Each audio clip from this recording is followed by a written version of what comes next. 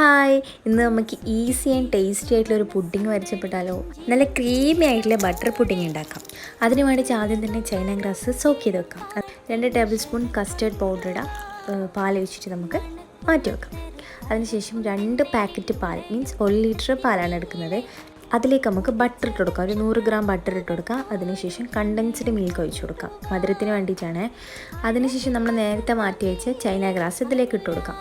ഇതൊക്കെ ചേർത്തതിന് ശേഷം ഫ്ലെയിം ഓൺ ആക്കാൻ പാടുള്ളൂ. ഫ്ലെയിം ഓൺ ആക്കിയിട്ട് നമ്മൾ ചൈന ഗ്രാസും ബട്ടറൊക്കെ മെൽട്ടായി വരുന്നവരെ നമുക്ക് വെയിറ്റ് ചെയ്യാം. ഒന്ന് മെൽട്ടായി വന്നാൽ നമ്മൾ നേരത്തെ മാറ്റി വെച്ച കസ്റ്റേർഡിൻ്റെ മിക്സില്ലേ, അത് ഇതിലേക്ക് ഒഴിച്ചു കൊടുക്കുക. ചെറുങ്ങനെ കുറുകി വരുന്ന സമയത്ത് നമുക്കിതിലേക്ക് ബിസ്ക്കറ്റ് ഇട്ട് കൊടുക്കാം. ബിസ്ക്കറ്റ് അല്ലെങ്കിൽ ബ്രെഡ് ഏതാണെങ്കിലും ചേർത്ത് കൊടുക്കാം. അതിനുശേഷം ഒന്നും കൂടി ഒന്ന് കുറുക്കിയിട്ട് ഫ്ലെയിം ഓഫ് ചെയ്യാം. എന്നിട്ട് തണുക്കാൻ വെക്കണേ. അതിനുശേഷം നമുക്ക് മിക്സിയിലിട്ട് അടിക്കാം. മിക്സിയിലിട്ട് അടിച്ചിട്ട് നമ്മൾ പുഡിംഗ് ട്രേയിലേക്ക് ഒഴിച്ചു കൊടുക്കാം. പിന്നെ നിങ്ങൾക്ക് ഇഷ്ടമുള്ള പോലെ